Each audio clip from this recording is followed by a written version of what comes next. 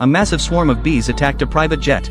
The moment the plane plunged into the swarm, the pilots lost all visibility. Deep inside the cloud of bees, the insects began pouring through every air vent, frantically stinging the captain, causing him to lose control of the aircraft.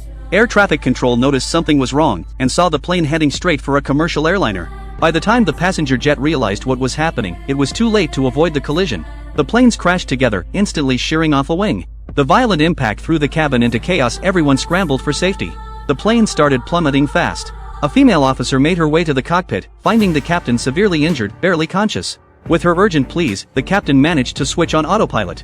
Once the plane leveled out, air traffic control declared the highest emergency, but they'd lost all contact with the aircraft. Unable to reach the tower, the officer had to call 911.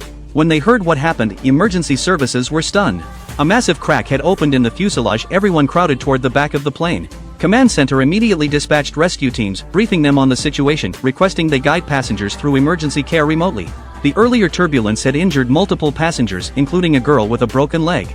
Following rescue team instructions, they tore apart overhead compartments, making a makeshift splint for the girl. But her leg was severely deformed, already swelling badly. Even with the rescue team's guidance, they couldn't find a pulse in her ankle. Blood flow was cutting off the nerves. Without immediate action, she'd lose her leg. They had to cut into the swollen area to relieve pressure on her nervous system. But after going through security, no one had any sharp tools. A man heated and softened a toothbrush, then rubbed it repeatedly against a surface, creating a sharp blade. After sterilizing it, following the rescue team's instructions, he made an incision in the girl's leg. As soon as the skin opened, she felt immediate relief. Everyone cheered.